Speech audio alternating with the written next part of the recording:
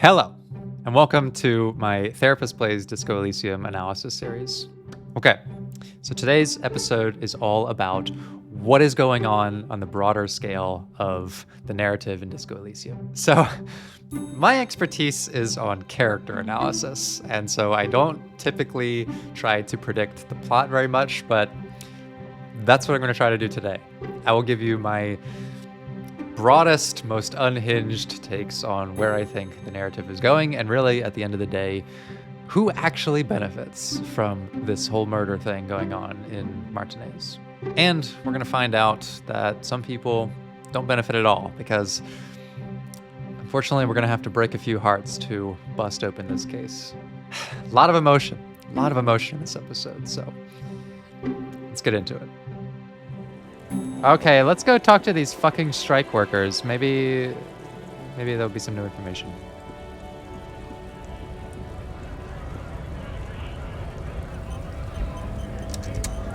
Went native on the chief, huh? Those ballerina antics were reckless. Should have just punched him in the throat again. Wrong. You did the right thing with Measurehead.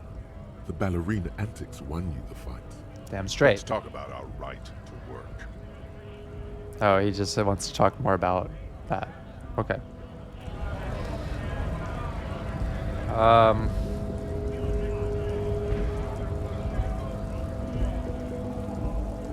What is this? A lorry stuck in the traffic jam. This big, heavy Grad-made machine is well kept for such an old machine. Look at the windows are clear. They've been recently washed. You can see a lorryman's cabin with personal belongings, stickers, insignia.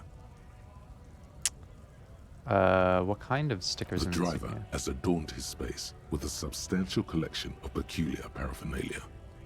Proclamations about honor, strength, and purity are glued to various panels. What about the The back backseat? end of the cabin has a small perch to sleep, large ashtrays. There are several suns and wheels sewn into the curtains. Racist nationalist paraphernalia. Not unusual in this part of town. This is our guy. Oh, the lorry driver. To our tough Likely, guy? yes. This guy's proud of who he is. Drapes it all over his machine. He was acting tough before. This probably scared him a bit. Who knows when it will come in handy? A slightly scared, racist lorryman. Okay. What is this? Money! There's cash money! We'll get that cockatoo book, just you wait. What is this guy up to? The small, wrinkled woman does not greet you. Oh, a woman. She nods along to something on her radio. A photograph is clutched in her hands, and there is a warm smile on her face.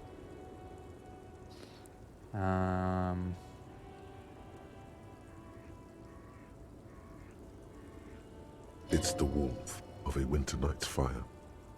Maybe she could give you comfort and shelter, some cigarettes and food money. Maybe she's your... I mean, she does not look to be in good spirits, so let's not antagonize her. Excuse me, ma'am, I'd like to ask some questions. No response. Wherever this woman is, your words fail to reach her. Okay. I don't think there's much we can do here. I'm not gonna snap my fingers in her face. Let's just ask if she's grandma. Nothing. Her smile just keeps widening. Her hair is gray like lead. No, this one is a monster in disguise. Okay, well, fuck it. I guess we could... No, Kim is gonna be upset by that. Let's just... There's nothing to do here. Nothing I can see. Is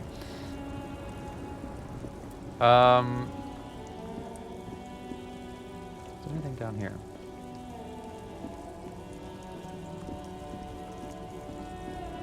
Okay. I am a little lost.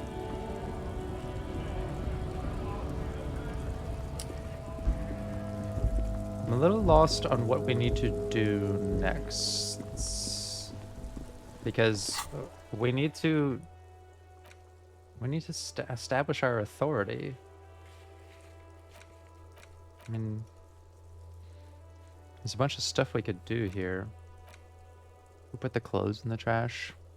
Guess we could ask Kuno. Let's check in with Kuno. Does he know anything?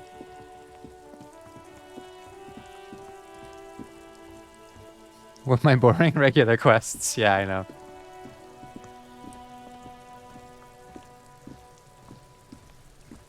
Have you come to make your offering to Kuno? Thank you, Cat Weasel. Let's rip some tar, Kuno. Hold out the pack of cigarettes. No, I can't give him cigarettes. What can I offer Please you? don't waste time on nonsense. This is not... Kim, this is the one thing that I am not aligned with you on right now. I need to make things up to The this kid. lieutenant does not approve of this at all. Don't listen to the blind fuck, piggo. You're doing the right thing here. Trying to get Kuno to like you again. You can pay tribute to Kuno with drugs, or cigarettes, or some wheels. Kuno could use some wheels. Motorized carriage shit. Okay. I can't give him cigarettes. I gotta stand ground on there. But I will be honest, I'm a little lost on what to do next. Call to sort out our health issues. Track down our badge. Put the clothes in the trash. Who made the call? I guess we could call Sylvie again. The union guys were talking about Sylvie. Maybe we can... Oh, there's someone up there as well.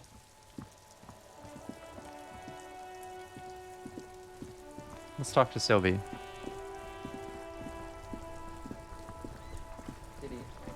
Inside, you see a set of steering levers, a radio microphone, a pull-out toolbox, and the soft glow of the fuel preheater gauge.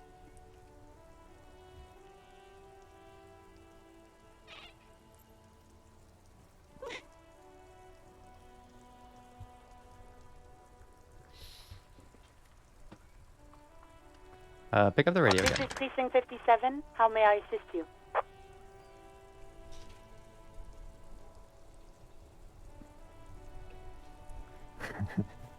Alice, this is Firewalker. Reconnect me with the 41st. Please connect me with Sylvie Just a again. second, officer. Sylvie Malaika on the line for you, officer. Yes. Hello?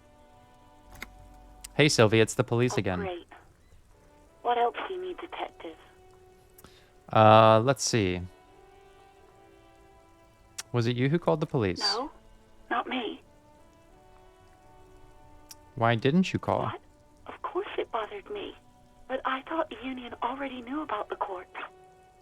What does this union have to do with anything? I meant us. You should have called the police.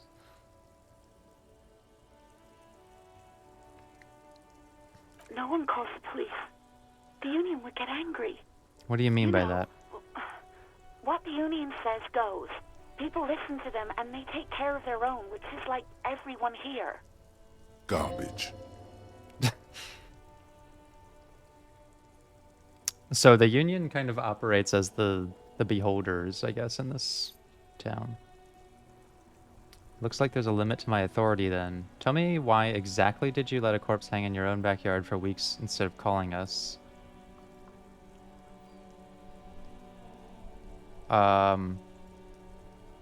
Yeah, I mean, that's worth asking. I didn't want to get in trouble with the others. Push her further.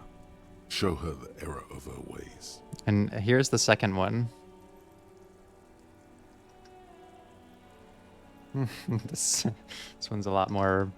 This one's being pushy with me. No, don't push her. It sounds as if she's about to cry. I don't want to make her cry. I just want to solve the case. The other people who live around here. Local people, I did... Her voice is resigned and weak. I didn't want trouble. What trouble? You don't live here. You don't understand. Squealing is frowned upon here. Everything is dealt with, well, by the union, internally. Okay. Please, I just didn't want any trouble. Oh, poor thing. I see. Don't worry about it. I understand. You? What else can I do for you? You're not in trouble, Sylvie. Do you know who made that No, call? sorry. I don't. Not a lot of people have phones around here. Copper thieves take the wires. People don't have the money to have the cables put in again. They use the Union's phone, or the one on the coast. Okay. It was someone else. We'll find them sooner or later, officer. It just might take a while. Okay. Yeah, go on. Do you know who put the victim's clothes in No, the trash? I don't know. It wasn't me. I haven't been out there since. I was terrified of the stench and the corpse. Have you seen my badge? I know who you are. You're a police officer. The law. But have you seen it? Oh, no, I haven't, sorry. Real policemen have uniforms too, by the way. Where's yours? Kim doesn't have a uniform, and he seems real to me. That's true. He's in plain clothes, voluntarily. It's different from not knowing where your uniform is. There are officers who wear the signature Perseus black uniforms to the highest ranks in the RCM and end up buried in them as well. Others do it more casually. Looks like you're one of them. Have you seen my gun? Please, no. Not this again. Everyone saw your cool gun, detective. I showed you my gun? When did that You were happen? trying to impress some people with it. Everyone was eating, and Oh no. Sounds like it's going to be bad. Do you really want to know? Yes. What did I do? you were waving it around in everyone's face, begging them to describe it.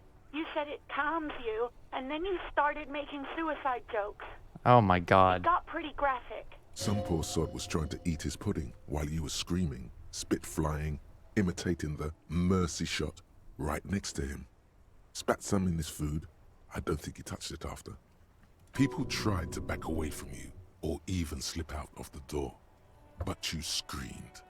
I am the goddamned law, and you have to listen to me. You are all suspects in a murder investigation. Jesus Christ. I don't know what to say. Me neither. Wow.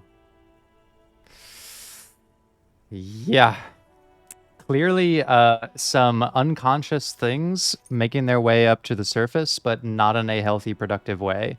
But as an outcome of the unconscious being so totally repressed that, like, when my character gets drunk, his inhibitions just lead to, like, letting all that shit out in very negative ways. Yes, but what happened to my gun? No idea. All I know is next you were waving around money instead, saying things like big bucks cannot lie and guns can't buy money, but money can always buy guns. Oh my god, we're a fucking It mess. almost looked like you pawned it. But believe me, I did not ask. Okay. I think we're just gonna end the call. This You poor hear girl the has cord heard breaking enough of up us. on the other end of the radio, and then the already familiar voice. Anything else I can help you with, officer?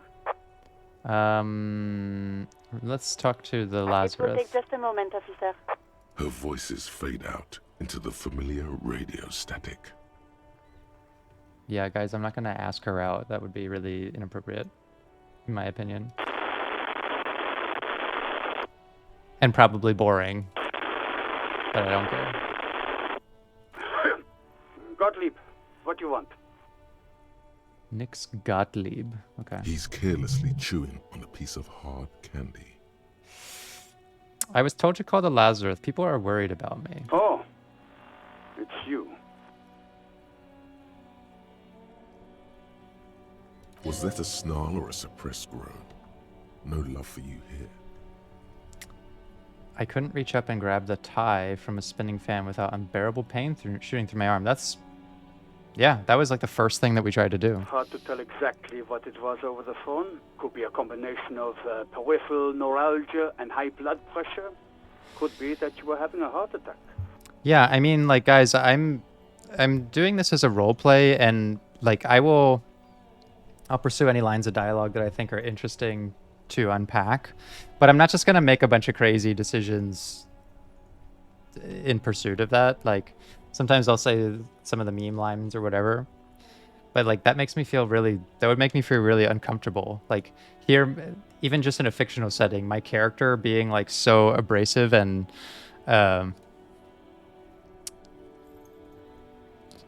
horrible, and then like asking her out, like that's I would feel pretty gross about that.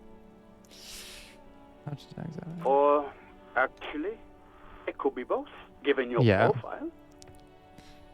Yeah, I'm not gonna exhaust all the dialogue. That sounds Yep. bad. No wonder I'm in so much pain. I feel like I've been damaged. I still pretty good though. Yeah, I feel like I've been damaged. Probably in more ways than one. He sounds very careless about it all. Positively breezy. Yeah, Seashell, you're right. You're detecting very little in the way of empathy from Dr. Gottlieb. Well, here's the reason I don't just ignore chat altogether, even though sometimes it probably would benefit me, is like right now I genuinely don't know what I should be doing. I'm kind of stuck in the narrative here, and I don't know what to do, so I could use some help. So what do I do? Cut down on the drinking, pal. In fact, cut off the drinking. The drugs, too. Anything else? I do think I should stop doing But it. speed. Sweet speed. It goes so well with alcohol, too. I think I've lost my memory. With as all the well. damage you've been dealing yourself with drugs and alcohol, I'm not surprised. There is no surprise in his voice. Only careless superiority. The game is equally responsive to what you don't say, so playing like that will give you your neat playthrough, and that's what we're here for in the end. True. Yeah, no, I agree with that. Kitty, I can't even see any. It's just I can't see anything. My advice: explore and talk to anyone around the traffic jam. That's the kind of advice that I need. Just point me in the right direction here, because like I'm genuinely a little lost. What Okay. else? I'm not a brain doctor. Look on the bright side. You've got a whole new life now. Use it wisely. And then that motherfucker Gottlieb, reeking of schnapps, ordered me into his butcher's room. Officer Fisher is in a storytelling mood. He continues, and I ask him, "You sure, Doc?" And he's cool as can be. "Yeah, if you're in pain, we've got to get that baby out."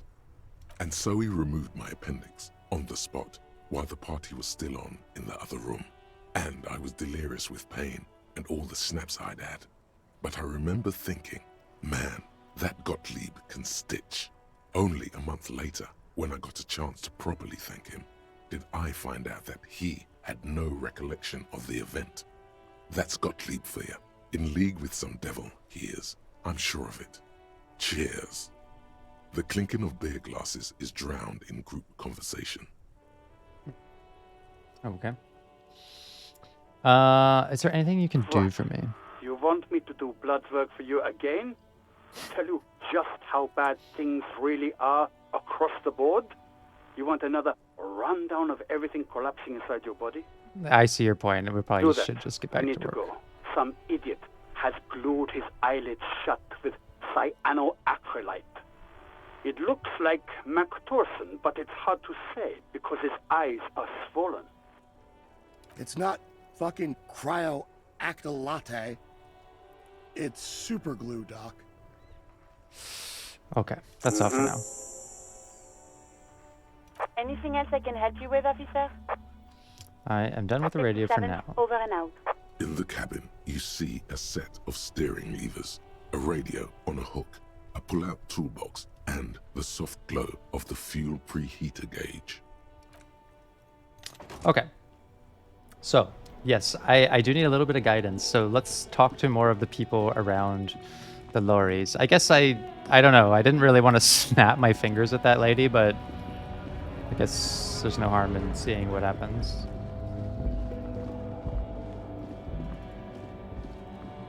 Let's see if she knows anything. Kitty, I cannot focus. The woman still has With you her here. eyes fixed on the photograph in her hands. In the background, the radio plays. If you want to sit on my lap, that's fine, but you can't be like moving around constantly. If you want her attention, you may need to be more forceful. I guess we'll snap them twice. Where am I? Who are you? Like a magician recalling a subject from hypnosis, you've jolted her back to reality. The smile on her face has disappeared, replaced by the wary aspect of a cornered beast. I guess snapping did work. Are you alright, ma'am? You were out. Oh, never mind. I remember now. I'm still stuck in that traffic jam in the 50s. Wait, what's so bad about the 50s? The men have small jaws and everything is made out of plastic. Why do you need plastic when you can make the world out of amber? I guess that's a good point. Why do you need plastic when you can make the world out of amber?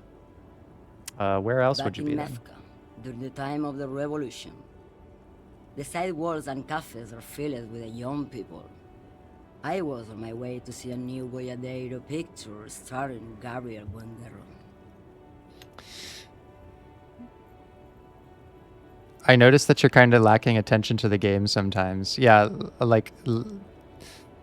I don't know if anyone has ever tried streaming before, but like, I'll just clue you in. Like, this is a really complex game with like a lot going on, right?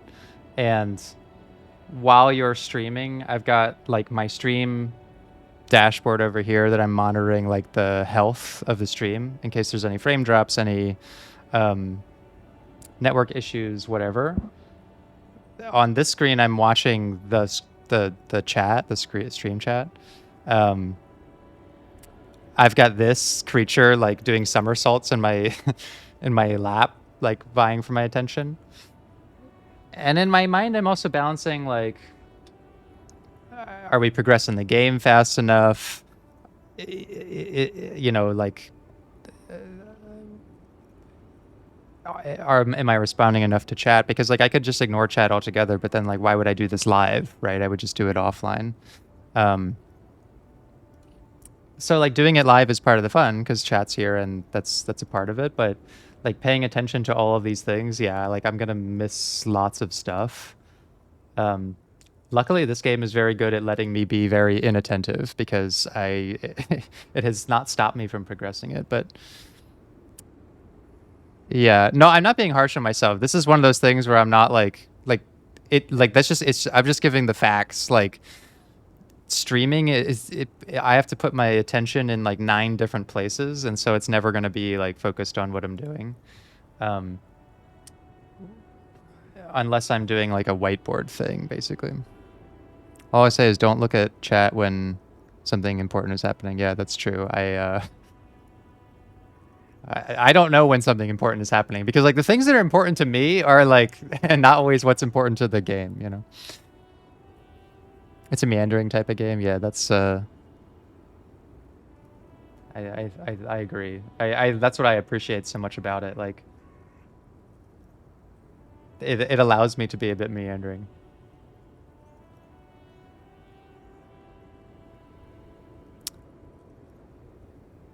Something major for the characters. Yeah, that's true. Yeah. I came here from YouTube. I think you're doing good at streaming, speaking, and explaining. Yeah. No, I am enjoying the game a lot. However, I will just say that, yeah, like, there's going to be people who are, like, frustrated that I missed some things. You literally asked for help. No, I agree. Point me in the right direction. Trust me. It's sorely needed. Until sometimes. you came along, that is. Okay. Right, I have some other Why questions. not, Harrison? It's not like I have anything better to do in this hellhole.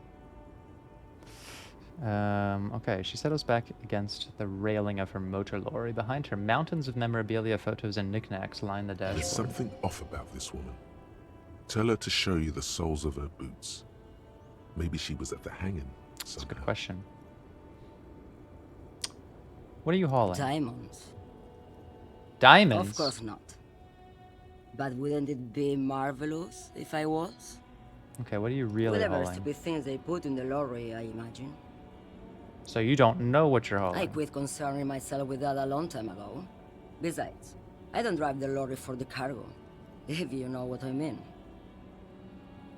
She says that as if something narcotic is the real reason.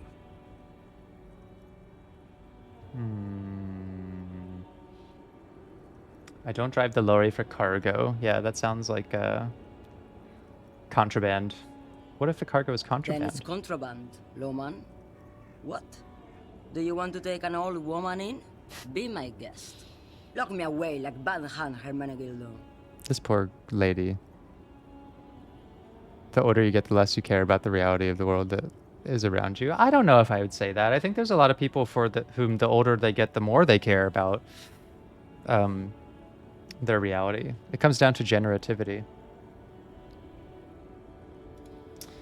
Which I will not talk about because I will literally be here forever. But it's the concern for the generation that's succeeding you.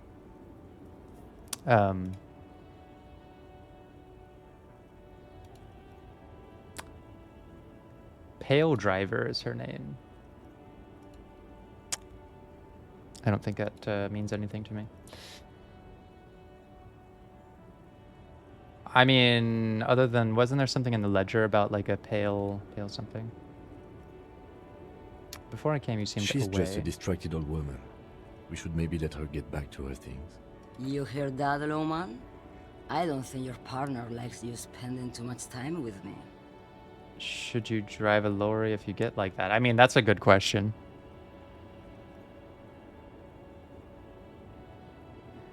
Why is that, Lieutenant? Nothing. I just don't think she's connected to anything. He's worried, but not for her. For you. What is it about this woman? If she's not connected to anything? Are you worried I'll end up like that, Kim? Should you drive a lorry if you Oh, drive like that? don't worry about me. I'm one of the best camioners around. I drive routes no one else will. Lomonosov's Land, Udajnaya Zemlya, the Western Plain. She nods and closes her eyes again, letting her mind A submerge. terrible cold comes over her, rattling her teeth as she stares inward. The Transcatalia Magistral. You for 1A. Adestradas du Mirador. All the good ones. The deep trenches. Where the bluebirds fly. I'm something of an expert in blacking out. You should take better care of yourself. I guess that's true. We can connect on that You're point. right, Lowman. I'm the one who should take my health more seriously. Thank you for looking out for me. A correct appraisal. You're quite shabby. Got him. Is that all you woke me up to say? No, show me your boots. Now what do you want with an old woman's boots, Sheriff? It's police business, man. I'm starting to think you should let me get back to Gabriel Buenguerro. You are no Gabriel. And look, I don't know She's Gabriel. wearing sturdy workers' boots, made of black leather. Buckles run across. The sole is also made of leather. Now the other one, please. Just before Gabriel, it was the coronation of Franco Negro. Now, there was a real man. There's no aberration in the pattern that you can see. Let's get Kim involved. She's not odd soul. These are not the boots that made the I could have prince. told you that from just looking at them. The size is 37. Thanks, The Kim. feet of a little girl, they fit well on the pedals. You seem like a woman who knows a thing or two about drugs. What do I need drugs for, Lowman? What I see, what I feel, the great adversary, no drugs can compare. That's not really what I was getting at. Then what were you getting at? I want to know who is putting drugs in this town. Because that's what the doc lady cares about. And I need her information to solve this fucking case. This line of questioning is going nowhere.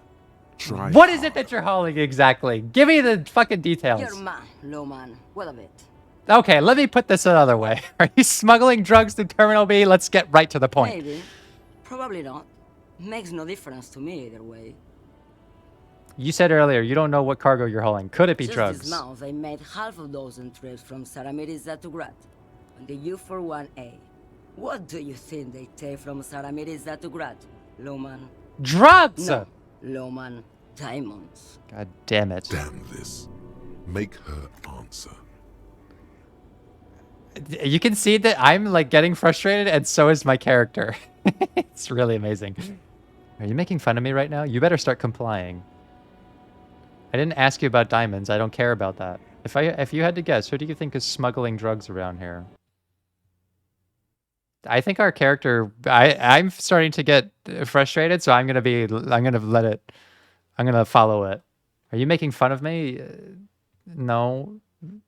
I don't care about diamonds. Diamonds are good for you, Loman. You should try them sometime. Make yourself pretty like Eva de Zoras. Who do you think is smuggling Easy. drugs? He's the skinny man who thinks he's a poet. Never trust a poet. It's Tommy! Also, he's the only one I can see from here. Tommy! Fucking, it was Tommy. He's way too cool. He's way too chill. Why are you still Where waiting do you here? want me to go? This isn't so bad. I can listen to music or the seagulls. Look at all the colors and the features of this world. It's a good palate cleanser, this jamboree. Or I can just relax and let my mind carry me back where it will, to the Great Plains. I think we're done here, no? Yes, we're done Let's here. go. Enough jamboree. I need to get back to Mesky. Tommy, you're right. Dan, Tommy did lie to us. He said he didn't have a cigarette and he was smoking one right in our face. I don't trust Tommy. Okay.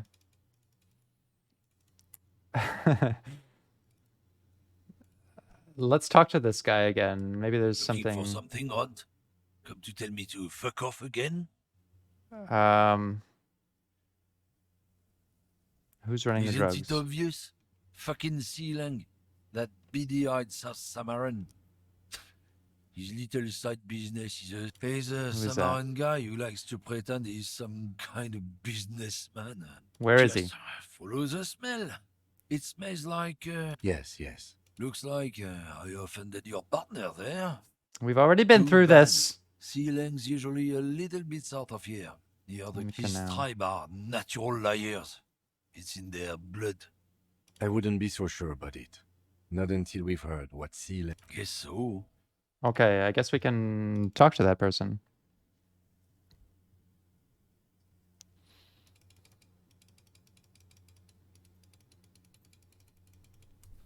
Is that who we're looking for? He said to the canal. Where's the canal?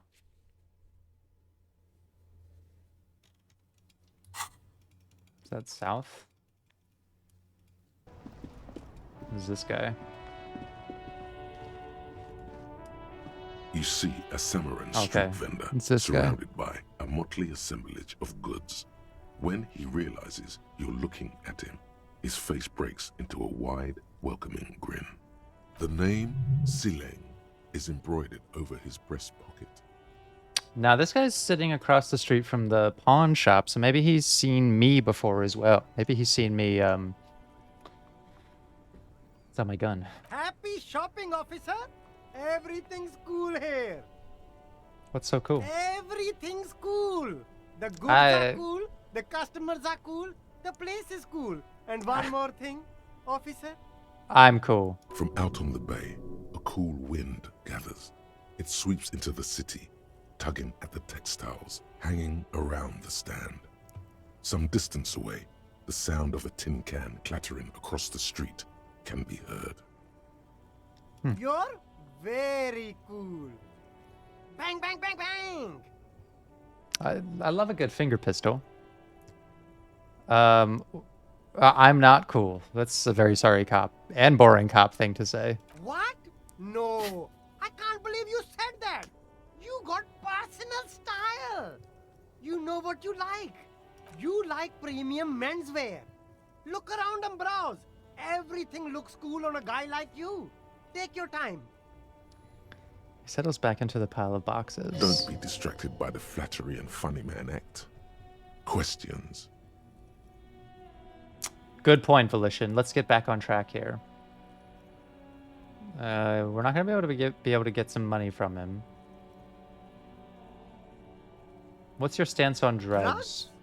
I don't go in for that, officer. Drugs ruin lives. Unless you're into drugs, of course. In which case, drugs are excellent. Okay. What? Tasty, tasty drugs. I guess he's a people pleaser. We're looking for a lorry driver who's transporting drugs out of the harbor. He or she is in this traffic That's jam. so cool. You investigating the local drug trade like some cool narc? But I am not a lorry driver. I am just a street vendor. But you I don't are know a lorry about man. that. Who said that? It's the fat racist, right? I bet it's him. He has an agenda against me because I'm an immigrant who works harder than he does. He's a hater. I mean, you're not wrong. So you admit you're a lorry driver? No, I just said I work harder and he's an asshole. I'm okay. Maybe I'm a lorry driver too. A little. But that's not the most important thing about me. That's my day job. This is my dream. Fatwe, thank you. I appreciate that.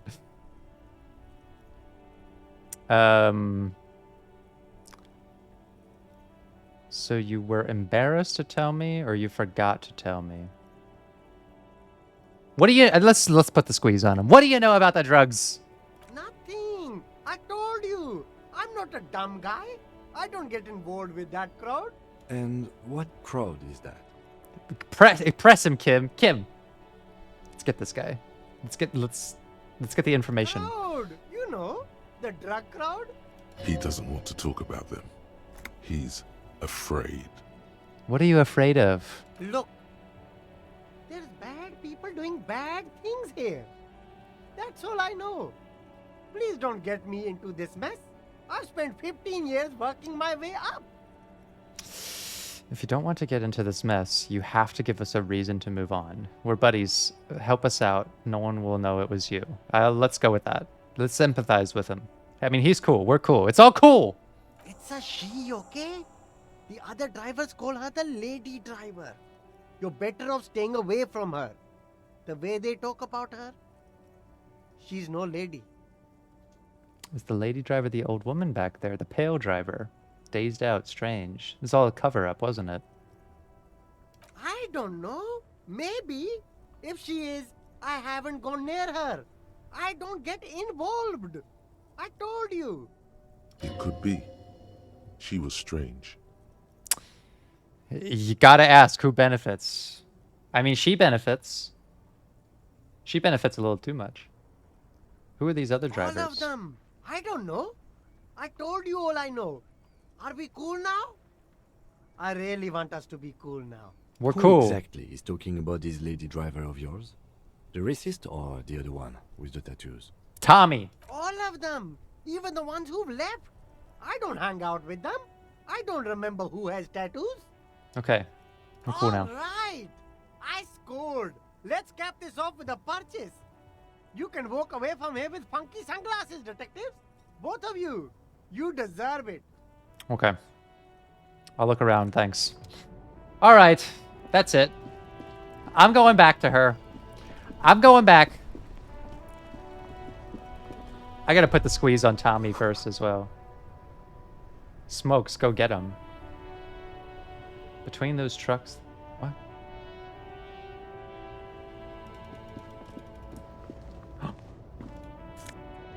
Wait, what? This has just been sitting here?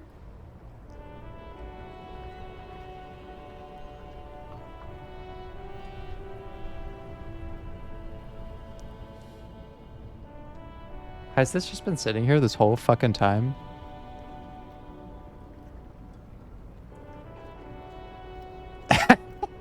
No way.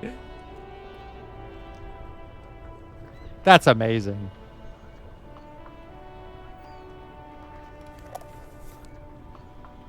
I cannot believe after all of that, after all the hard work we had to do, Fritta girl, And they've just been sitting on the ground.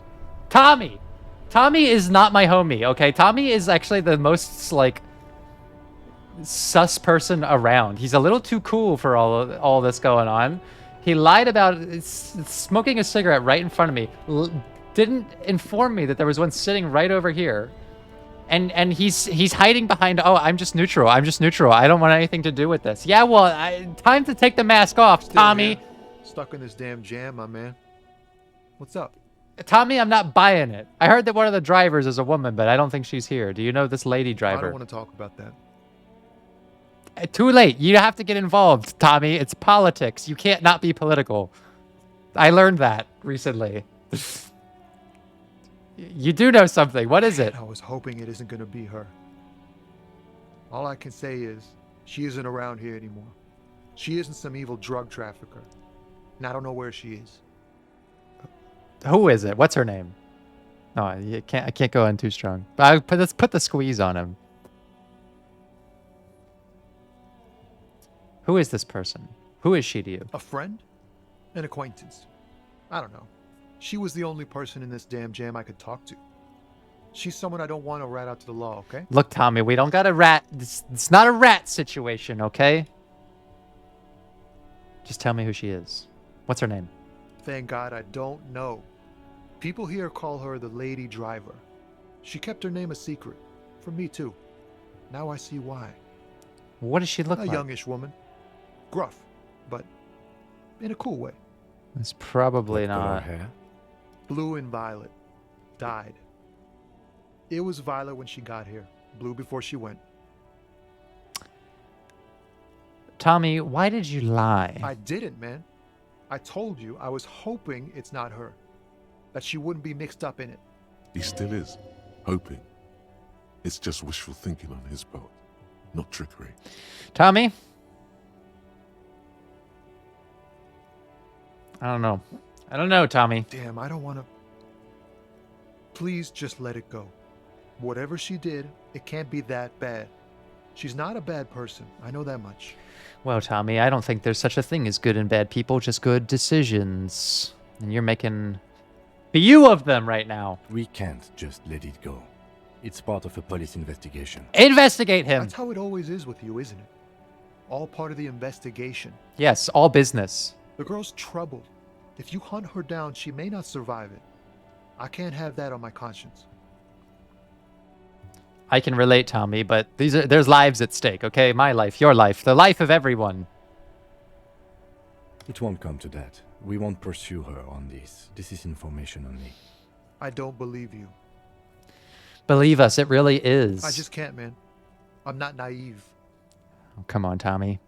Yeah, if you didn't set us up, yeah, you've prepared me to think that everything you say is a lie.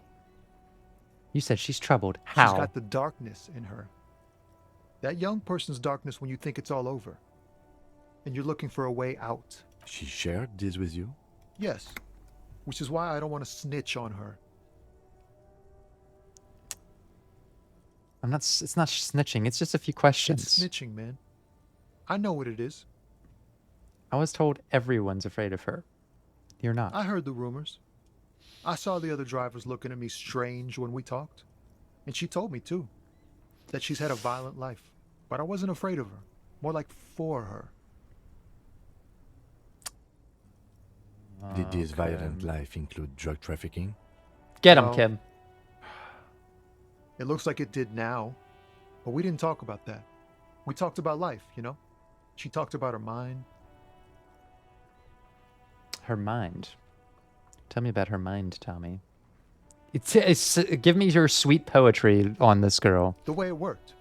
The trouble it was giving her. The pain it was causing her. When she left, did she have her lorry Fuck, behind? man. Go grill someone else with these questions, okay? Tommy, There you're are on the plenty of grill, drivers here who okay? wouldn't stand her, or were afraid of her. They'd be more than happy to rat her out. Yeah, but look, here's the thing, Tommy. You're too honest, okay? You're a little too honest, except for the whole cigarette thing. But I get it. I understand it. All right. You know, it's one of those vices that you just maybe Tommy didn't want to give me a cigarette because he didn't want me to go down the path that he has, a path of addiction. Okay, maybe Tommy was trying to protect me from myself by lying to me. Okay, now here's the thing, Tommy. Those other drivers, I don't trust them. I don't trust them a lot. So I don't want to grill them. I want to grill the only person who I think actually has some fucking class and personality. I want to hear it from you. He's right. There are other options. The raceman, for one. Push Tommy and it will break his heart and his spirit. Don't expect you to be pals. Tommy and I could never be truly friends, okay? Life has separated us too vastly. Maybe in another life we could be friends, but in this life I'm a detective and I'm trying to solve this murder. Now is not the time to focus on feelings. You need that info, son. I agree. Tommy, I'm sorry, but our friendship will be one casualty in this solution to this crime. It's right here. The answer is right here. You just need to ask him. I'm desperate. Do it. I will. I am desperate. Tommy? Tommy!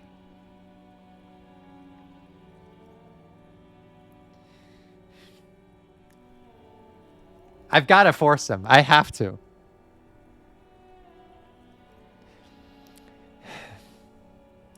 The thing is Tommy's information will be good and correct. Okay?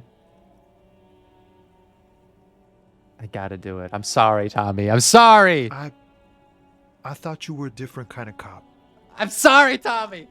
I'm sorry! The realization that you've used his friendliness and goodwill for your own ends.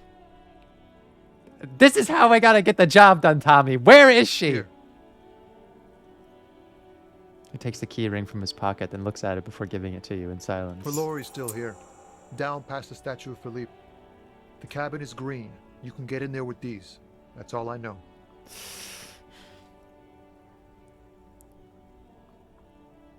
It's his tone of voice, damn. It's heartbreaking. When did she leave? Last Friday. His eyes half empty, yeah. Anything else? Where is she No. now? I don't know. Why'd you have the She keys? left them to me because she trusted me. So I can get it out of the way when the jam breaks loose. Otherwise, He doesn't finish The the other sentence. drivers would have to tow it or break in to get the machines moving. I'm sorry I had to do this. I bet you are. I am, Tommy. I'm sorry. And he's sorry he couldn't be what he wants to be. A good person. His last line, his revenge on the world. No!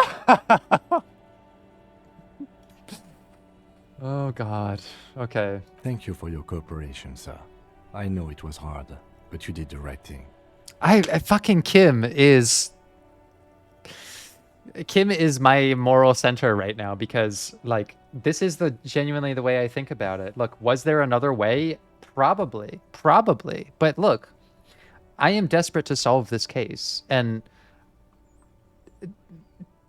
Tommy is not being a bad person by giving this information up. Like, he's doing a good thing. Right? That's part of his issue right now. It's the whole thing I talked about with the shoulds. Like, he's imagining a version of himself that, you know, I shouldn't be in this situation. I shouldn't get involved, right?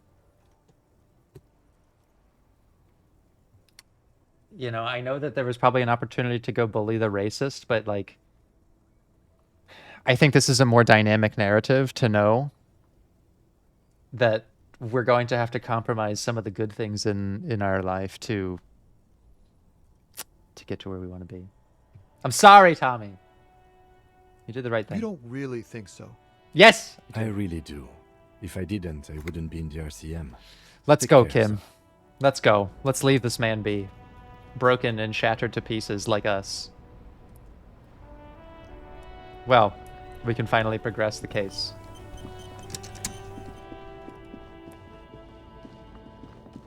Harry made him compromise his principles. The thing is I genuinely think that he would do that.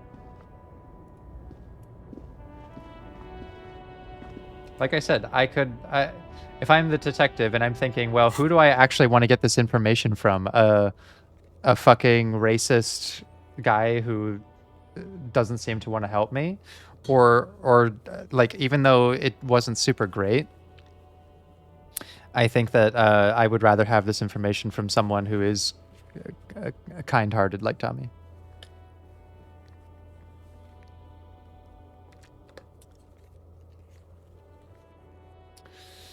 Maybe we missed our chance to yell at the racist, but that's okay. I'll live.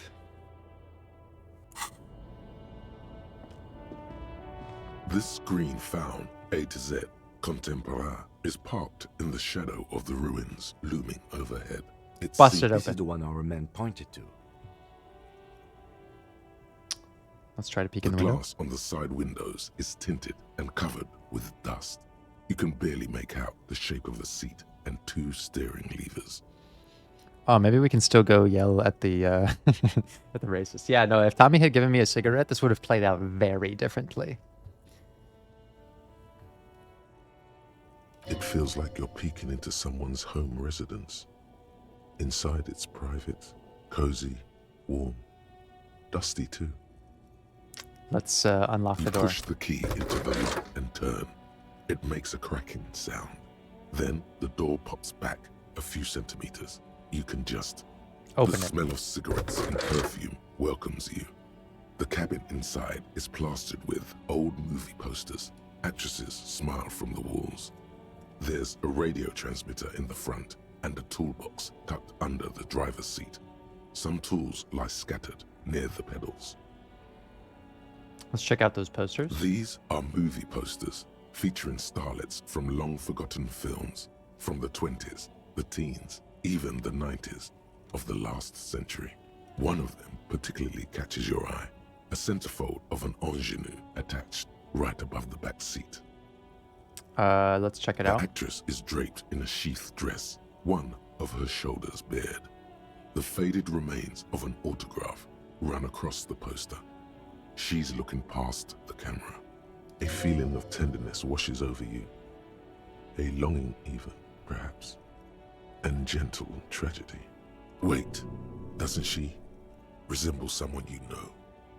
But you can't put your finger on whom exactly. Maybe we know her. Okay, that's enough of the actresses posters. And the rear actor all smile you a warm goodbye. A radio transmitter is attached to the dashboard and a toolbox sits under the driver's seat. Let's talk about the radio. Looks like the frequency dial is absent. It requires a key to work, but the key has been removed. Likely by the missing lady driver. Strange. There are so many radio stations saved here. Must be over 100 at least. Why would you need so many? For contacting an entire fleet of lorrymen, for example. This is all shortwave, UW and UKV. We're cracking the case Looks like open. we're dealing with an impressive organizational tool. The nerve center of a huge operation. With quite a range too. When all is said and done, we're gonna blow this case wide open, and Tommy will be instrumental in solving it. We may need to go our separate ways. We may find that the only way to uncover the truth is a reality in which Tommy and I can never be friends. Is there anything we can do? Doesn't look like it. It's completely inoperable without the dial key. The smell of 1,000 cigarettes, some dead actresses, and a rusty old toolbox under the seat. Let's check the pedals. You wedge yourself under the steering wheel to get a better look. Seems like the few tools lying around here, a hammer, a pair of pliers, a rusty wrench, have been casually thrown there by the disorganized driver. But one odd detail does catch your eye. A piece of sandpaper has been glued to the throttle. Why? Sandpaper? A novel technique. Must be to offer some extra grip to the driver's foot. It would also rub off the pattern from the driver's right boot sole. Yes. He likes where this is going. Do the honors, he thinks. Connect it yourself. One of the footprints at the crime scene had an aberration. One sole was smoother than the other. Boom! Which means that the missing lady driver was present at the lynching. Yeah, that's right. Super cop. The missing 8th Hardy here. Looks like her, yes. And she's also the one running the drug trade. Now we know for certain who's the missing 8th person at the lynching. Do you think that Hardy and his boys could also be involved in the drug operation? I think the entire Union is involved. Maybe even all of Martinez look around suspiciously. I mean, maybe. The lady driver could have kept the drug trade a secret. This would fit what Joyce told us, but I don't want to make any assumptions. That's a very neutral, boring thing for me to say, and it's probably what I would actually say. Understood. We should still go and see what Titus has got to say on the matter. Are we finished with the lorry? The movie stars are still smiling from the walls. The radio transmitter sits on the center console, and a faint smell of perfume is in the air. Pull out that toolbox. A metallic drawer slides out from the seat. It's empty, except for a folded newspaper. Let's, we blew the case wide open and we only needed to destroy someone's hopes and dreams. Look, Tommy will survive, okay? If anything, I trust Tommy's humanity and willpower so deeply that divulging a little bit of private information in the pursuit of the greater good will not harm him so significantly. He may be hurt right now, but he'll heal. We will make him heal, if needs be.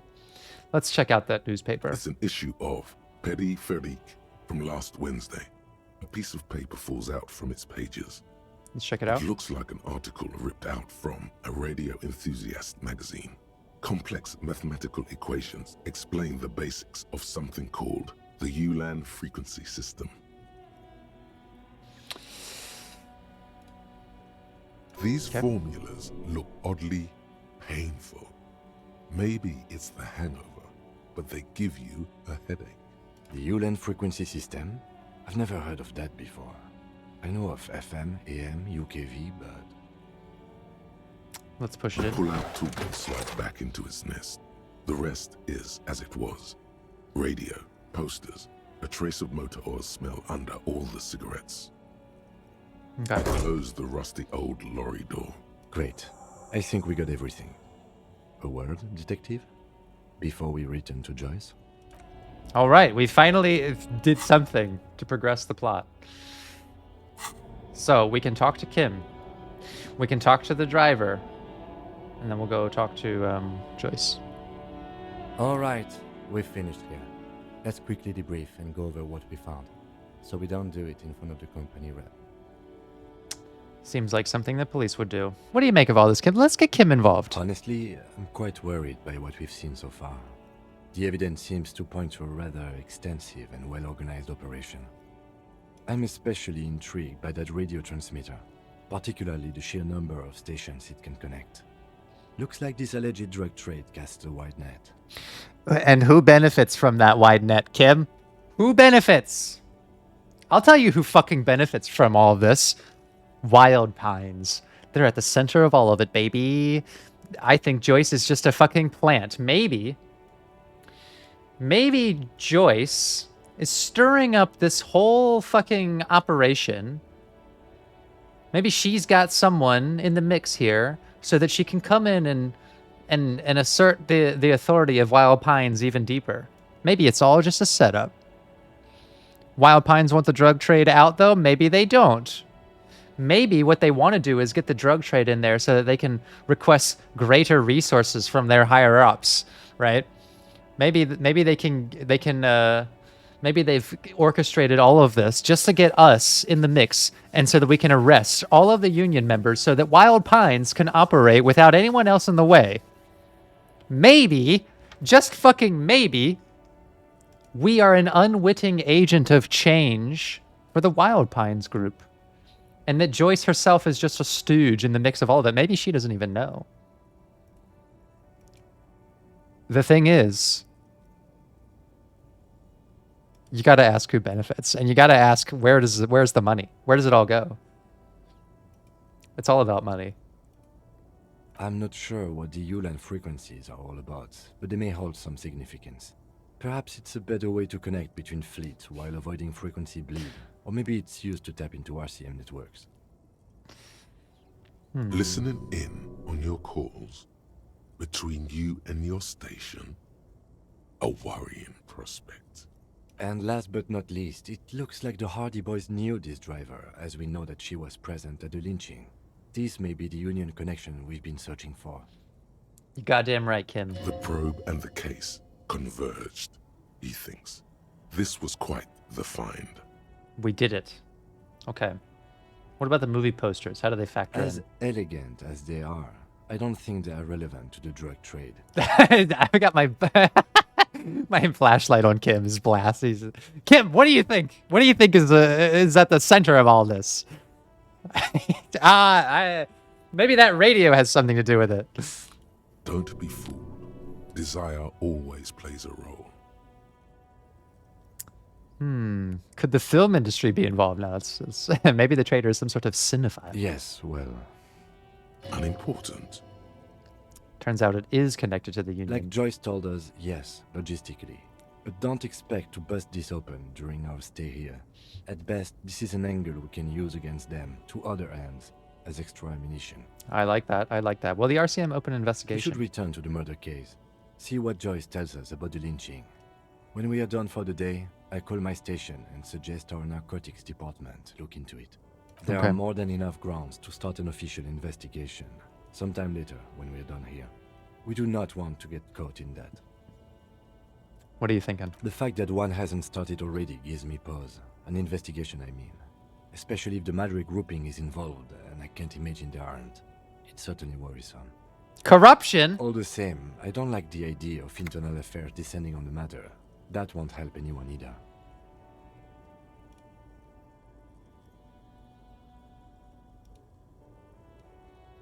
Okay.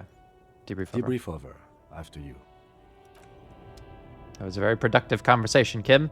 I'm glad we sorted that out. All right, let's go fucking... This case is about to be bust wide open.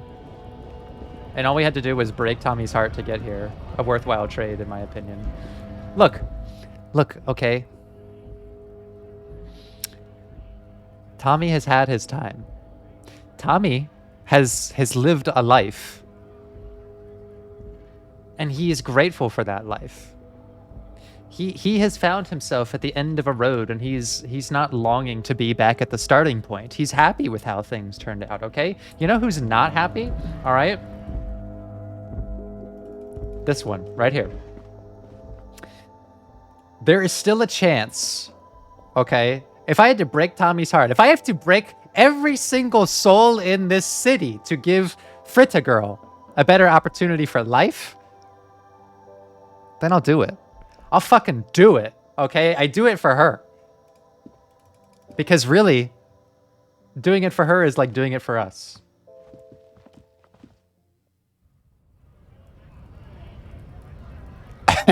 Denial cop. It's all about money, okay? It's just all about money. Let's go. Can we interrogate this guy? Is there anything else we can say to him? Looking for something, Hunt? Come to tell me to fuck off again? What are you hauling? Not much anymore. I'm here to pick up some cargo, but apples. Fine. All right. He's given you the runaround. Let's be honest. You were bested. Who's that It's argument about? about not. Change the topic. The way he says it makes it almost sound like a threat.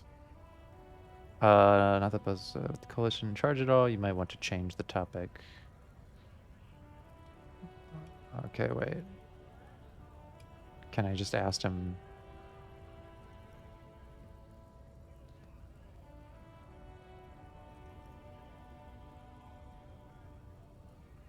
Explain. People who've studied these things say that you and me are superior by design. So, naturally, we Occidentals should be in charge. Obviously, you can see the merits in that. What else have you So, thought of? lately we Occidentals have experienced an unfortunate downturn when members of the superior race cease to believe in their innate superiority. They stop competing for resources. What's the problem with that?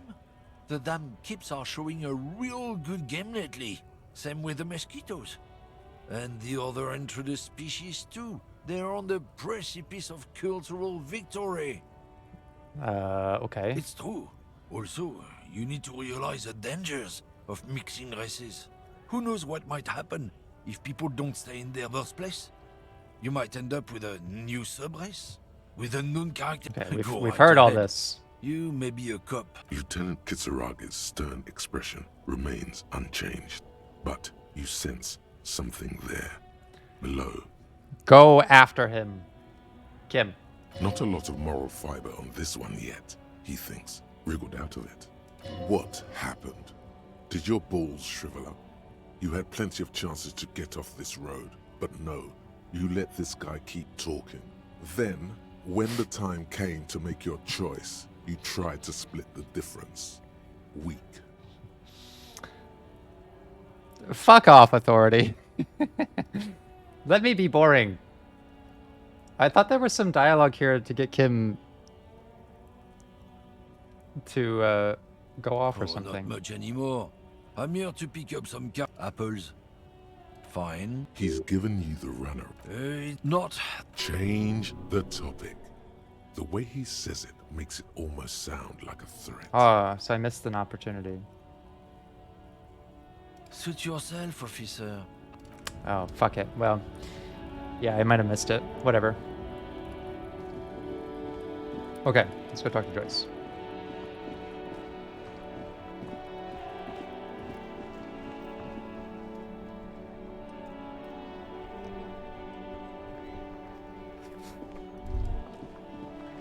There. Working class drunk. You know what this means, right? Case solved. Cracked it. All in a good day's work. Wait, what did I crack exactly? What do you mean, what did I crack? Look at how working class that drunk is. It's her husband? The missing husband? Yes, and you found him.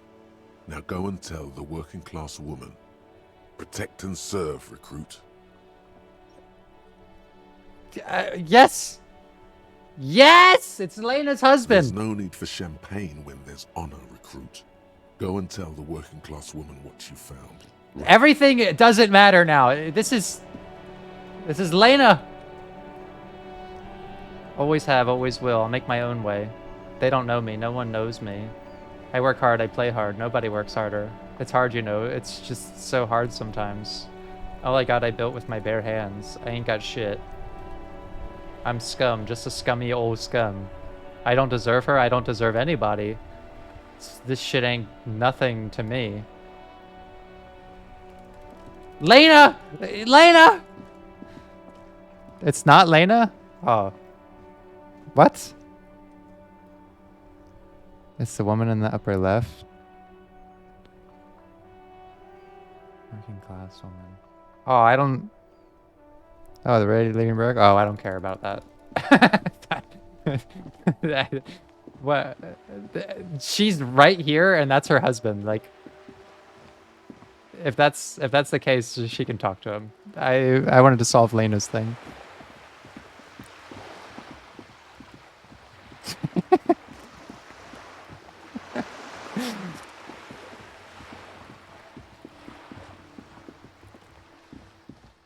Don't quit your therapist job, lol. Yeah, I won't. Don't worry.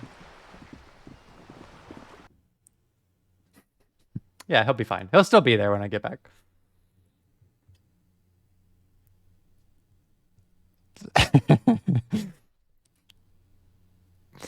What kind of an officer misses the missing person case? Look, I'm I'm here to solve my the issues that my character the things that are personally affecting him. Because that's the kind of shit that I think a emotionally compromised cop might do. You're back. Good. What can I help you with? Okay, look, we're gonna get back to business with her, but first I want to ask another reality question. More lessons in basic reality? My favorite part of the day. Go ahead, ask me anything. What is this? A bird? A Svenicid? A flightless bird of the polar regions? I meant, what is this place here? This is the pier of Rue de Saint-Ghislain, 33A, where the tenants have been kind enough to rent me a slot. Or two. What is A that? pre-revolutionary tenement. Old buildings are called tenements, you see. And new buildings, bâtiments. After les bâtiments nouveaux. But 33A and 33B are not nouveaux. They're old. This one used to be 8 to 10 stories tall. A real high-rise by the standards of the last century. Built to mirror the skyscrapers across the bay in the Delta. That was before the war, of course. Who lived in Mostly them? the urban middle class, I believe. This was once primo real estate, before the cannons lopped 4 or 5 stories off. Splat, splat. Cindy the Skull gives Joyce the evil eye, her red paintbrush held to her throat. Wonderful. Cindy! What was that? What is that? Point to her. Girl in the old lady rags. Yes. Looks like a sullen and rebellious member of a teen infraculture. Infraculture? Yes. You and I belong to the supraculture. We're common, the herd. The music on the radio, the food in the chain restaurant, those are all too popular for the girl in the old lady rags. She prefers a fantasy world, an infraculture with its own dress code and vernacular. It is an illusion, I'm afraid. There is no refuge from the supraculture. Okay, explain the same thing, but to a child. This is speaking directly to, like, break it down for me a little bit easier. Young people who dye their hair funny colors and wear old people's clothes are stupid, and their little rebellion is self-defeating. Oh. You're wrong! Cool hair colors are just fine. All right. What next? That's all for now. Glad to have been of assistance. The little that I know. Anything I else? spoke to the lorryman. Yes, my eyes on the harbour have sent word to that effect. What have you discovered? Yeah, where are these eyes exactly? Who's in your little collective? It doesn't really matter. And I do apologise for the surveillance. Wild Pines can't afford to be blind at a time like this. Well, why the fuck do you need me doing anything then? If you've got secret fucking spies who see everything, why do you need me traipsing around, asking questions, being a fucking sob, miserable person, asking people anything? If you see everything, why the fuck am I doing this? It's so suspicious. Why? Not only who benefits, but in what way do they benefit? What does she benefit from me doing this? It's all a setup. It's all about money. In any case, it's a relief to know someone has looked into it. If I may ask, will there be an official investigation? I assume you discovered there is an operation.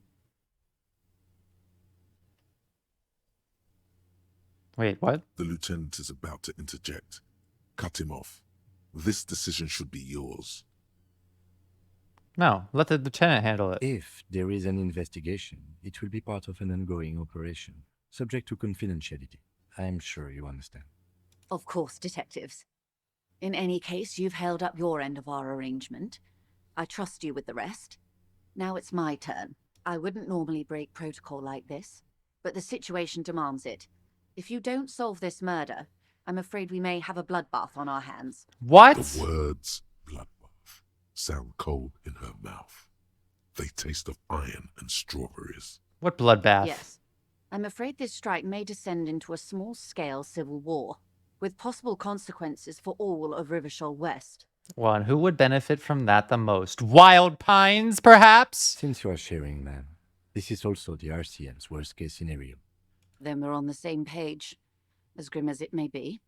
I've already heard about a connection between the lynching and strike, but I need your testimony. I have an indirect role to play, I'm sad to say. My employer experienced a momentary lapse of faith in me. In that moment, they elected to deploy a private military contractor as an insurance measure. They called it my security detail. So that's why they sent the fucking mercenary, huh? A momentary lapse of faith. Why, Joyce? Why did they start to lose faith in you? They were dispatched after I relayed the union's initial offer. Every worker... A member of the board. I tried to convince my employer it was simply a piece of rhetoric or a joke. They did not appreciate the humor. Do you need a security detail? Absolutely not. These mercenaries are muscle, pure and simple. They are meant to intimidate the Union into surrendering. Who are they, exactly? Crenel, an Oranese military company. As far as I know, 3 arrived in Martinez. They report to me sporadically, but they do not answer to me. To be frank, our relationship is deteriorating. They wear ceramic armor, have semi-automatic weapons, and years of combat experience. They also have trauma and stressor disorder, and no idea how to conduct themselves in an urban civilian environment. So, what happened? The What story happened? is, one of them, the colonel, I don't know his real name, sexually assaulted a local woman while he was drunk and separated from his unit. This allows some of the more militant Union members to subdue him. Why the fuck are we doing any of this? She already knows exactly what we know. He was taken out behind the whirling in rags and lynched last Sunday night. So she already knows all this stuff. Why the fuck have we been doing any of this? Nothing. Mr. Clare refuses to let me into the harbor. I have not been able to discuss this matter with anyone there. The remaining 2 Crenel contractors carry out their orders, for now. This is all about Wild Pines. They're the ones who benefit for now. It's a smokescreen. In secret, they are conducting an independent military tribunal into the lynching. Once this investigation is concluded, executions will follow.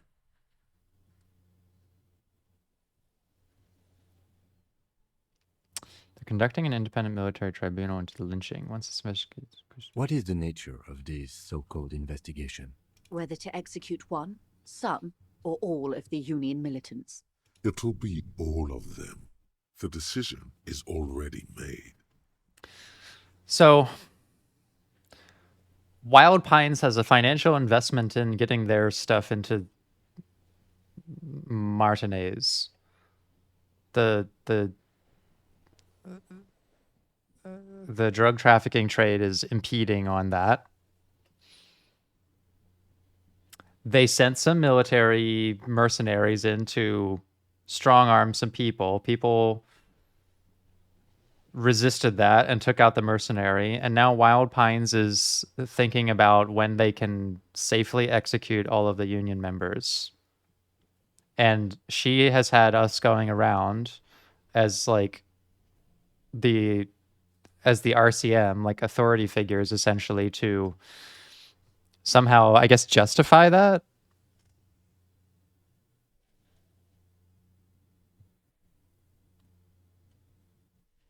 I have to say, this is not disco. I think that's pretty accurate, yeah. This is not very disco. It is very far from disco. My only hope is that you provide a single, concrete suspect before the mercenaries indiscriminately pick theirs. Simply put, if you don't pin this on someone good and do it fast, they will identify and execute everyone present at the lynching. This in turn will force the Union to respond. Oh, so this is actually about who doesn't benefit. This is about this is about they hire these military people so that their own hands don't get bloodied. But now they've gone too far. They've gone too far, and now they just need someone to isolate a suspect before those mercenaries who are contracted by Wild Pines overcorrect and kill everybody. And now Wild Pines looks like a fucking paramilitary operation. So we're the stooge. We're out there to pin it on someone. We've been asking the wrong question. We have been asking who benefits when we should have been asking who doesn't benefit. It's Wild Pines. It's always been Wild Pines. They would have to project strength and power. And if the mercenaries actually do take out the union members, then there will be like another sort of like uprising. And Wild Pines would lose a massive revenue source in Martinez. It's all about the money. The guy in the fucking Rolling in Rags is correct about everything. He always was. The Debarders have over 2,000 men. It will be 1,000 to 1. Have you ever seen a Hornet invade a beehive, Lieutenant? It's not pretty. These men work in tandem using semi and fully automatic firearms. Their armor is virtually impenetrable to muzzle-loaded weapons, even yours. Most Union workers don't have guns at all. As I said, a bloodbath. I can't see it happen. Too many things would have to go wrong first. No, that's pretty likely to happen. Isn't this a pretty bleak scenario you're describing? Many bleak scenarios have already come true. Nameless, badgeless detective of the citizens' militia.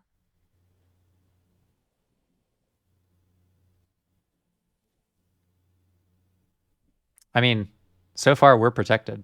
All we can do is keep the rest from going the same way. One single concrete suspect delivered into civil court, and I may be able to defuse this situation.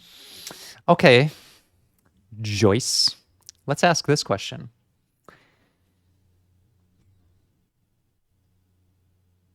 Why do you care? Is it your job that you're worried about? Is it your position slipping in the Wild Pines mega corporation because they've already lost a modicum of respect for you? Because you tried to do things cleanly? You actually put some little bits of humanity above profits for once? Maybe that's what happened.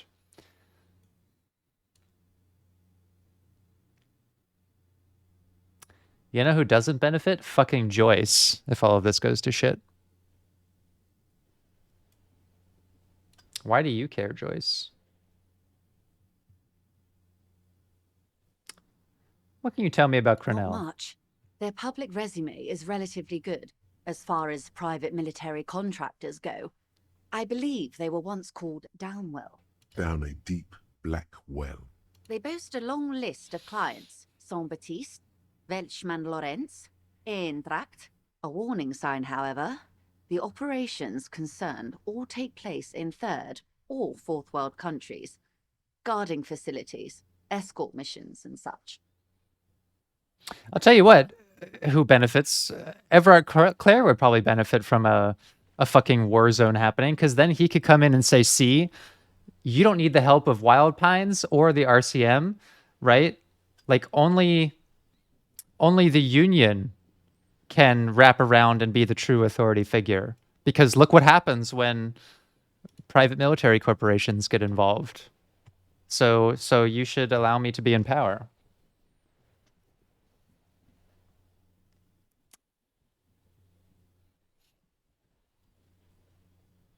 I think Everard Clare benefits. Wild Pines does not benefit from a war. Everett Clare does. So if Everett Clare wants there to be a war, he'll do anything to keep me from identifying a suspect, because he actually wants the mercenaries to kill his own Union people, because then he can assert more of his influence.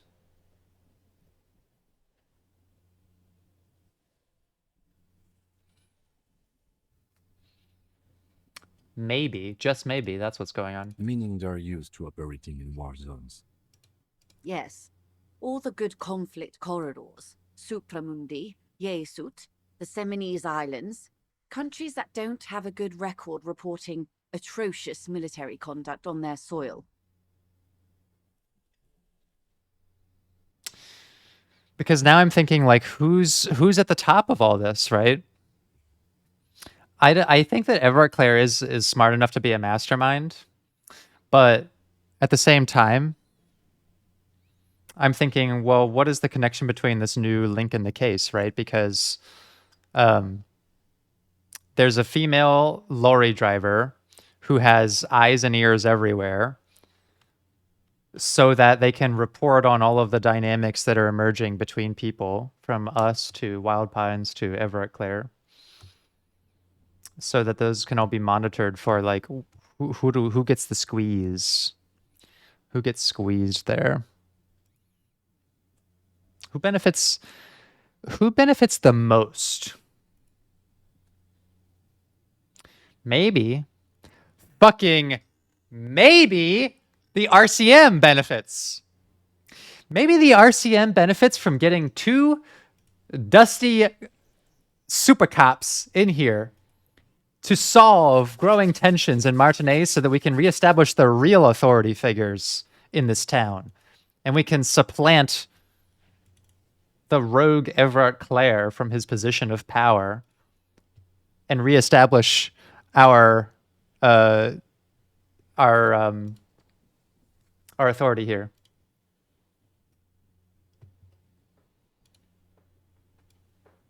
You know what? Who doesn't fucking benefit? Literally everyone else. Sadly, no. Before this happened, I had little interest in them. Now that I do, I don't have the resources. If you still have access to the ICP's database, you could run a better background check than I ever could. It may take some time, though. Do you know a lot about the inner workings of the RCM and the ICP, ma'am? In my line of work, it pays to do your research. I was prepared to deal with the RCM. I did not think I would be dealing with a group like Crenell. I have, and they will. However, these orders take time to reach what is basically a rogue unit out in the field here. Until they do, it's all on us.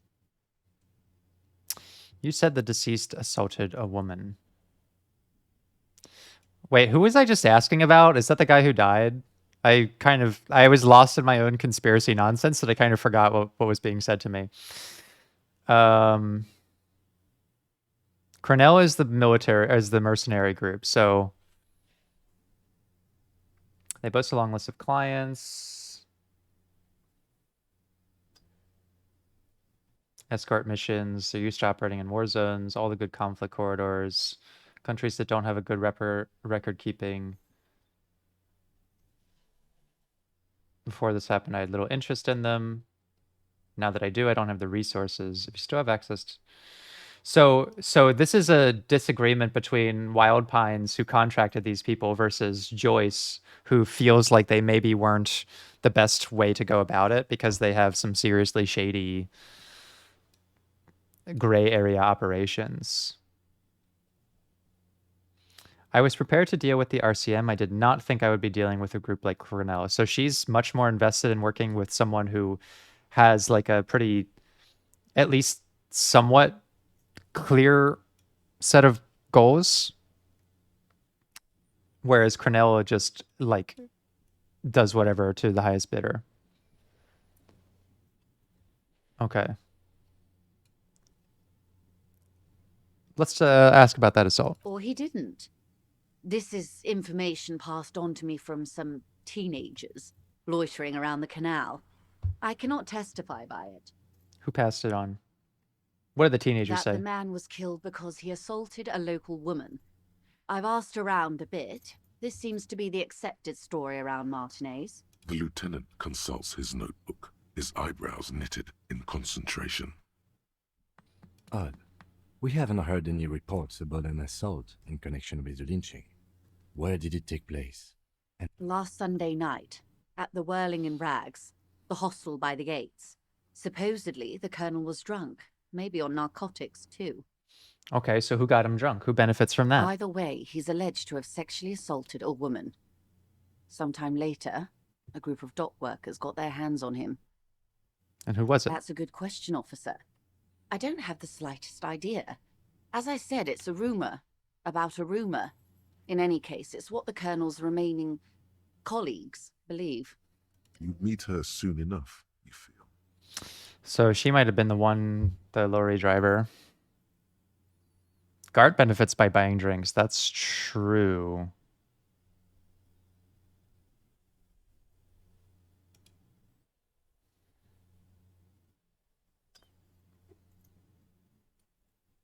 Did you know the colonel? If you mean, did I see him alive? Yes. But I did not know him. Lely, his service name. Nom de guerre, most likely. He wouldn't divulge his full name. Only one of them did. A bad sign if there ever was one. Anything we know about He Lely? was 40. 50. It's hard to say which. He had a combat injury on his lower jaw. It made it difficult to estimate his age, or gauge his facial expressions. Indeed, this matches the dental reconstruction we saw on the body. What else? Nationality? Accent? He was, Occidental, I think. Kitty, I Like can't brown focus. hair, a mixed accent, Oranese, or Messinian, maybe. His injury gave him an accent all his own. In a way, it was humanizing. He had to learn to speak through it. Through the injury. That's all I know, I guess. I only met him once. Okay, what about the other two They've gone mercs? to ground, as it were. I don't recommend seeking them out. For one, they're almost certainly armed to the teeth. Why would that They matter? don't have the same respect for the Revachol citizens' militia as I do. To put it bluntly, they think you're vigilantes. What? Ghetto savages. It will not be a fruitful meeting. But we're cops. Vigilantes. You're a professional officer of the only legitimate authority in Revachol. You're goddamn right. We get our authority from the coalition. Where did theirs come from? Somehow, I doubt that lecturing them on the legitimate use of force will persuade them to stand down. Well, we still need to know where they You're likely to are. run into them eventually. When that happens, I'll be in a better position to mediate if I don't appear involved. Okay. Look. We only have one logic, but we have so many points added. We need a 10, and we're going to get a 4. So all we need is 6 points. We only need... Oh, I put a point into it. I guess we do have a point, but I want to use that point for internalizing a new thought.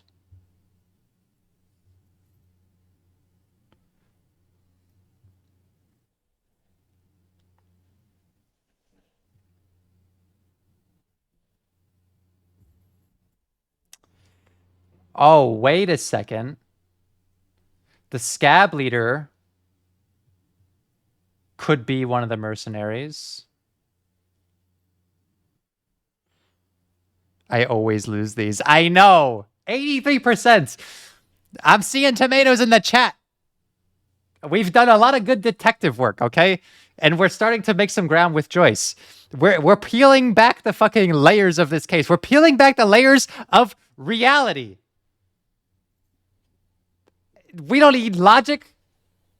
We need passion. Let's fucking roll the dice. This is so embarrassing. You What? have no idea. There's something wrong with your brain. Luckily, the lieutenant still has his. There is something fucking wrong with my brain. This is such bullshit.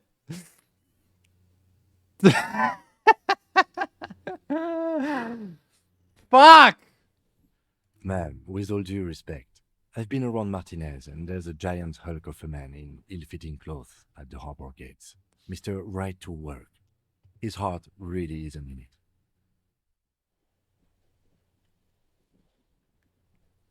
Oh my god, I rolled a 1 and a 3. I was 1 point away. That is so pathetic. Wait a second, didn't I say that? Didn't I fucking say that when I first met the scab guy? That I was like, this guy seems like a plant. Was I right? I'm pretty sure I said that. I'd actually be curious just what did I actually say?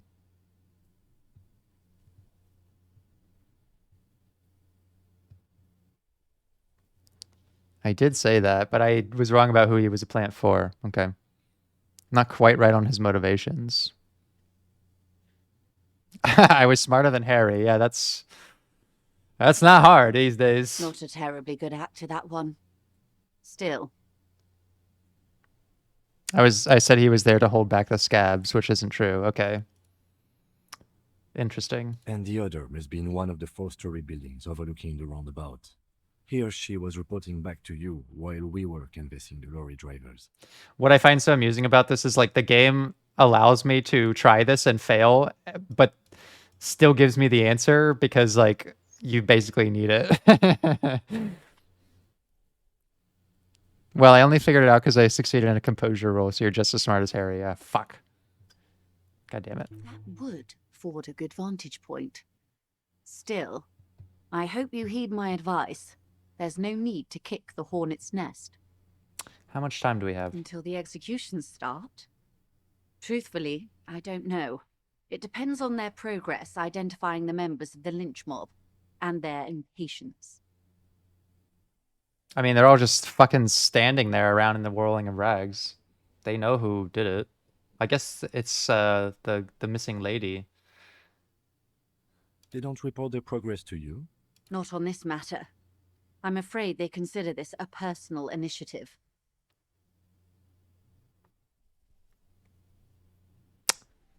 There is a brief silence. Seagulls squawk over the bay. 5 days, not more. Maybe sooner. 5 days, huh? It's a matter of days, not weeks. Okay, that's enough for now. I am sorry to have been the bearer of bad news.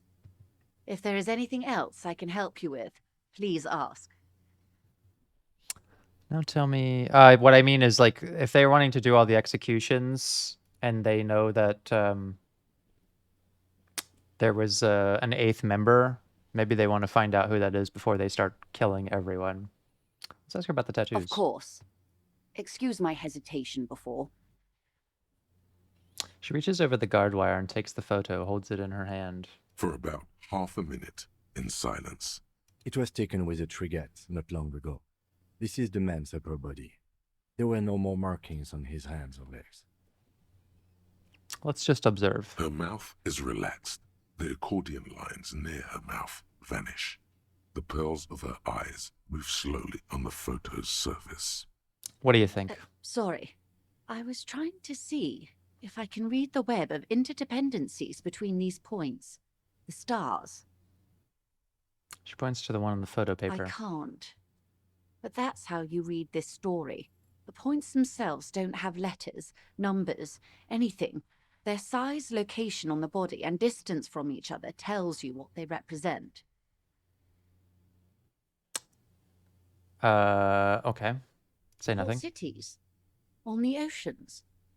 This is an Oronese map of the waterways, a sailor's tattoo worn by wayfarers of the DeLorean century, as early as 300 years ago. The sailors would mark their bodies to map their travels. That's pretty cool. Why? The sailor's soul would use it to fly back home if they should die abroad. This is a sort of contraption to be reeled back in by. The silver cord, they would call it. Where is he now?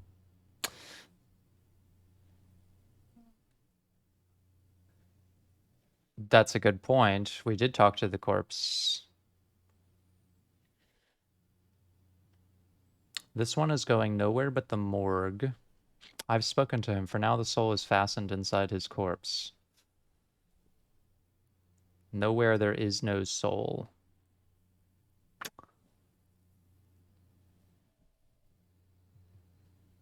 I'm pretty sure he's still in the corpse. I think that there was definitely some projection of ourself in that whole thing. Which makes me think like all of these are relevant to that, right? Like where we're at with, what, do we think we have a soul? I think that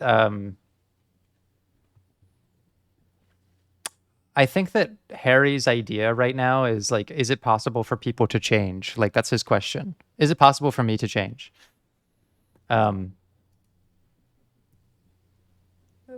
This seems a little too deterministic, like, to me.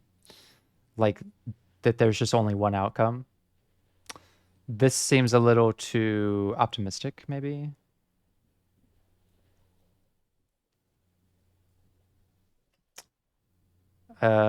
This seems like, yeah, a little too pessimistic as well. I'm gonna say this one. The idea that the soul is trapped, but that it could be freed is maybe like something our guy would think of. That is precisely what the sailors feared when they drew these maps. A fear of drowning within one's own corpse. Jeez, that's brutal. What travels did he make? Quite a few. Vredefort, the Oranese capital, traditionally stands on the right shoulder. He started somewhere near here, I think. What next? Then he made his way to the Pretto Grande, through what I think must be the Stutz Canal, an artificial channel through the Occident. From the Pretto, he sailed to the Insulindic Ocean, first the Semnes Islands, then this. What is that? Revachol. Those are the two constants. Vredefort on the shoulder, and Revachol in the heart. They started the tradition of these maps right after the discovery of Insulinde, at the dawn of the Interinsulary Age. You said you can't read it. I can't. This man was no sailor, and these are no ports. I can understand geographic fragments, but not their meaning. Somewhere in an office lit by a single green desk lamp, Captain Ptolemaeus Price, 58, bald and bespectacled, is writing in a ledger on his desk. Rows and rows of days and weeks, laconic remarks in a single column. Patrol, case, vacation, injured. In Martinez looking into Crenel, he writes in one. Then the man puts down his pen and rubs his temples with both hands. Outside there is a siren. Distant gunshots on the streets of the Jamrock Quarter. This man is no brother of mine, but this is his service history. That makes sense to me. We have no more use for a map of the waterways, just like we don't need sailors the way we used to. This is what the custom would morph into on the Occident. Mercenary tattoos. Who could tell me more? Platoon members? The other contractors. Though I do not suggest you go and show them that picture. This man was their friend and comrade. Challenge accepted. I say we do it. Maybe we'll get a chance to ask him. Do what you have to do, Detective. I don't think deciphering that tattoo should come before public security. But if you should wade into the mob to find out, I couldn't stop you. We will be careful, then. That's all for the tattoos. Thank you for your help. Anything else I can help you with? No. Okay, wow. I think we just, we learned quite a bit there about what's going on. Got a lot of good speculation going about what could really be at the bottom of this. Who's at the bottom? Who's at the top? And who's dead center in the middle? Those are the big questions.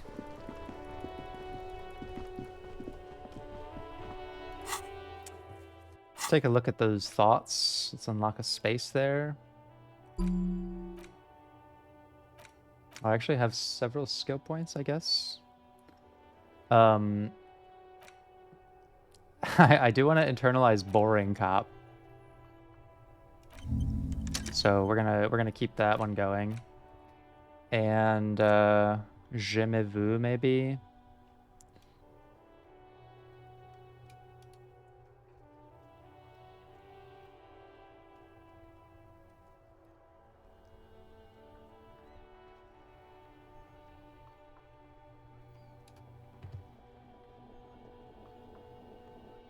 Let's see. Derealization. Yeah, I mean, we can do them both.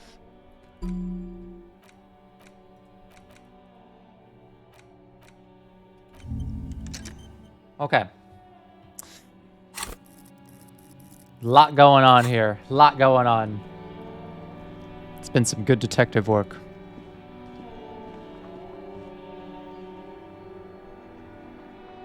Jamais vu is not déjà vu. No, déjà vu is already seen.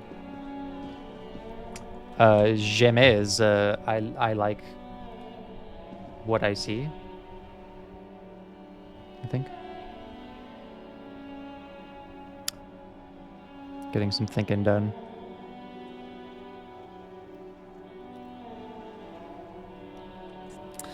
Okay, so I think this is where we're gonna pause for today's playthrough of Disco Elysium.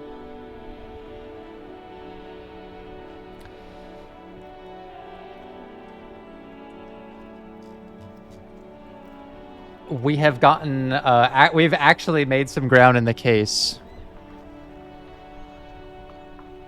Jamais is never. Jamais. Yeah, okay, you're right. I forgot that there was no apostrophe there. I'm just a French beginner. I'm curious about the language, but I haven't like really started to learn it.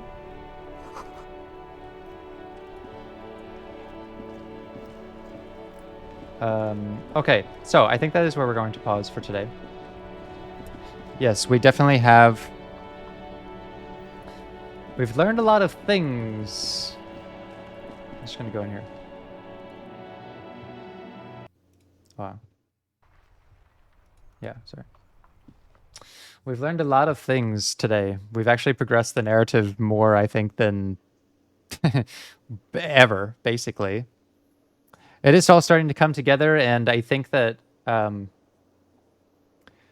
there's two narratives that I'm really focused on. One is like the narrative of us discovering who we are, and also in that, how are we approaching the resolution of this case, right? Because I think what it may come down to at the end is like, this game has been very subtle, but also like persistent about choosing sides. Like, what side do you choose in the discussion of race? What side do you choose in the discussion of politics?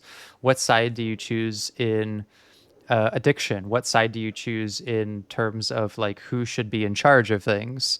And also, what side do you choose in terms of like deciding what you think about yourself, right? I think there's a lot of like that theme wrapped up in the game's narrative. And potentially one of the bigger themes is that like not choosing a side sometimes feels the most comfortable thing to do, but it's not always possible when you're in the pursuit of something like greater good.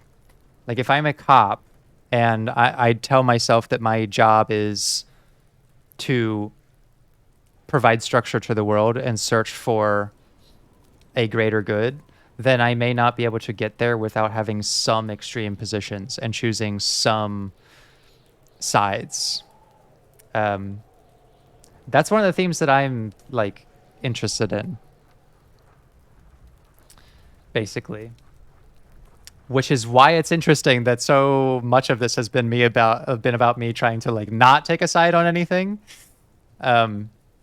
I've been trying not to take a side on basically anything that's not the racism angle. Like, I'll take my side quite comfortably that racism is bad.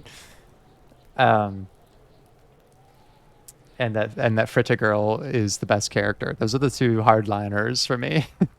But yeah, the longer I get into this, the more I'm like wondering, okay, well, the game will probably come down to who do I side with and what am I willing to give up in compromising. Like, I may be compromising my ideals about what is best for Revachol with what is best for me as a person. I may be compromising what is best for the RCM with my relationship with Kim. I already had to compromise my fondness for Tommy in pursuit of the case, right? And so like the narrative of my playthrough is very much, where do you find compromises, and are you willing to compromise everything to remain neutral? And I think at the end of the day we won't be able to. I'm not avoiding engaging with the politics, but like, look, I'm going to follow what my real life opinions are, which are often trying not to be extreme. I already said that I won't avoid them just for the sake of not wanting to discuss them, but I will avoid them if it's something that I really would avoid in real life, basically. So yeah, I think that's the where we're gonna put it for today. So on to the next one. Thank you for watching my video. If you enjoyed it, consider giving it a like and letting me know what you thought of it in the comments. You can subscribe to catch the next video here, or you can see things a little bit earlier if you support the channel either through Twitch or Patreon. Links to both of those and the community Discord are in the description. Thanks again, and I will see you next time.